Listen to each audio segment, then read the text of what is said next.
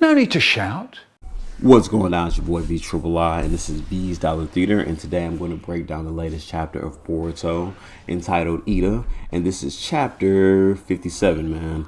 So, if you're not familiar with what's been going on with Boruto, the big op, Asuki, is dead and gone, man. He is one with the universe once again, but he left his whole plan to this young man named Cole, a young member of Kira, and he is on the roll, man. If you're not familiar with Kira, they are an organization that was based on bringing back the god of the universe, which is the Ashiki, back to life. What they do is they basically go to planets, they drain it of all of its essence, and then they give it to the Ashiki. He eats the power, blows up the planet, and does it again on another one. But here's the thing, though: all the Ashiki are gone. Boruto has an Ashiki inside of him, the one from the Boruto movie. But they're trying to figure out how to handle that situation. And that's what this chapter is mostly about. The real story in this chapter 57 is about Code getting his troops together, making his own organization so that he can take out the Hidden Leaf, take out the ninja world, and eventually rule the world and carry on the work of Ashiki and the Kira, excuse me. So let's get to it. So all of the Gokage have a summon. The Hokage, the Rikage, all those guys, man. There's 5 of them all together. Sometimes I can say them, sometimes I'm not. I'm not going to try right now, but you know who the Gokage are. They have a summons to discuss the upcoming threat of Kira. And they ask the hard questions. The first question is, hey, do you trust Amando? Amando has been giving the Hidden Leaf all the intel for Kira thus far. And he seems like kind of a shiesty guy. Like his plan, his whole way to get into the Leaf was insanely dark and insanely finesseful. So I don't know if you can necessarily trust him. Naruto obviously doesn't trust him, and he lets it be known that, hey, I don't trust him. But gotta be honest, everything he's told me about Kira thus far and the Ashiki has been right on point. So gotta take what I can get right now. He also gets asked about, hey, your son Boruto, we were there, we seen what happened. He has a karma seal now. If he gets out of control again and becomes a real threat to our world, will you be able to kill him? And Naruto, of course, says, yeah, I can. But you know he's lying. Even Kurama, before he passed away, told him, hey, you have to remember that you're Hokage and not just the father to Boruto. So yeah, man, we basically get a chance to see the Hokage all come together and just kind of discuss the situation, this new threat. Because listen, their Code's there and they can't even find him right now, so that's a real big problem. We also get Amando giving Naruto some pills for Boruto, which will basically suppress the Asuki that's inside of him, and they should suppress Momoshiki's effect over Boruto. Hopefully that works. I don't know, but it comes at a cost like everything else. The Byakugan will be lessened if you use it, because the Byakugan is kind of the basis of the Okusuki, excuse me, and that's kind of crazy. Amando has been dealing with the Okusuki for a very long time. If you cared so much about stopping them, why did you just like find a way to give that to Jigen when he was chilling out sometimes, you know? But neither here nor there, man. This is why I say Amando is really the real threat, and we're going to see it all unfold in these next couple of chapters. So yeah, man, that's basically everything we dealt with Naruto. Let's get into our guy Code. If you remember, Code went to one of the hideouts to find a number of androids to help him fight against the Hidden Leaf. And he finds a young android named Eida. And he breaks her out. She kind of like brushes him off once he breaks her off. But there's a reason why she was able to do it so easily. Eida has the power to manipulate anybody around her to love her. The only people that doesn't work on is the Asuki and her family. She can also make her conscious move between time and space with no issue, and she can see anything at any time as long as it happened before she was born. So that means that she is able to know everything that's going on at one time. She was even able to tell Code that the Gokage were having a summons talking about him being a threat to the ninja world. So yeah, man, this is like a power that we really haven't seen before.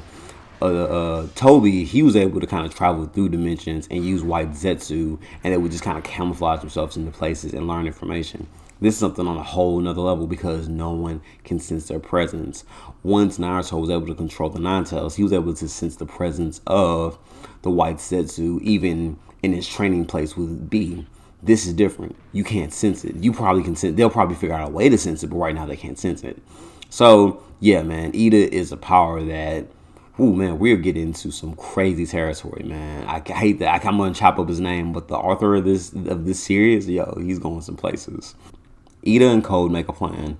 Ida's gonna seduce Kawaki and at the same time seduce Boruto.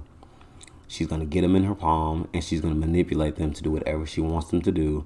And that will give Code the opening to complete his task of creating the divine tree, sacrificing a Shuki to the divine tree, and having a new host body once he finishes all his work and complete the whole will of Kira. So, yeah, man.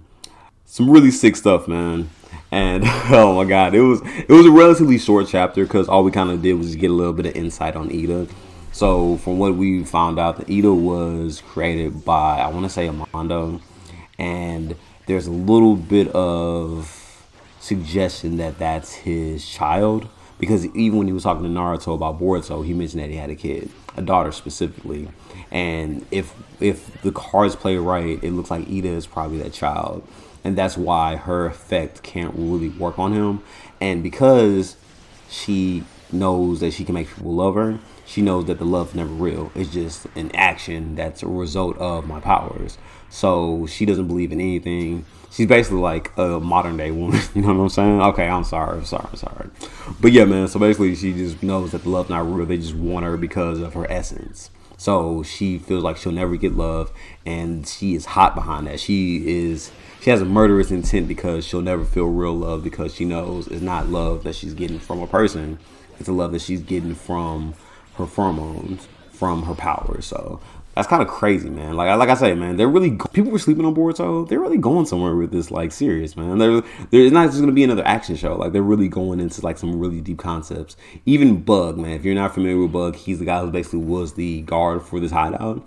He was like, yo, Code and Eida are like some real life human traffickers. This is crazy. And it's crazy because this is like for the most part a kid show, I guess. Well, kid comic, and yeah, comics have never been for kids though, man. That's a whole another argument I might make one day, but whatever. So yeah, man, Code and Eida, they're basically the king and queen of Cure right now, and they got a pretty solid plan. And Code is insanely powerful. He can manipulate his body the same way that Kawaki can, but he has a lot more power, and he doesn't need the boost by the Karma Seal. So, yeah, man, you have a chick that can know everything and can see everything and can make anybody that she wants fall in love with her. And you have Code, who is probably stronger than, I don't know, I don't want to say he's stronger than Martyr Arc Naruto, but I feel like he might be. That's what we're up against right now. He's definitely stronger than, he's definitely as strong as an Asusuki, right? And it took all 5 of the Kage and Boruto to beat one of those guys. It took Sasuke losing an eye and Naruto losing the 9 tails to beat the Shiki. Like, yo, like, their code's up there. So I don't even think that Boruto and Kawaki, their training will be able to close that gap. So hopefully the Jiraiya clone will come back and maybe train somebody. Hopefully Sasuke has a plan to make things come together. Hopefully Naruto finds another way to beat this guy, because Code is coming and he's coming hard. So yeah, man, that's basically chapter 57 of Boruto. Yeah, man, if you like this content, if you like what I'm doing, man, please like, subscribe, share, tell a friend, man. Listen, man, we've hit 100,000 views. Hey, I was paying for Google Ads. I don't care. I wasn't paying a lot because I'm broke boy, but I was paying for ads, and people were watching. So shout out to everybody who's watching without the ads. Shout out to everybody who's watching with the ads. Thank you so much for your support during these trying times, and I'll see you guys in a month. This is vTriplei. I'm vTriplei, and I'm out. Deuces.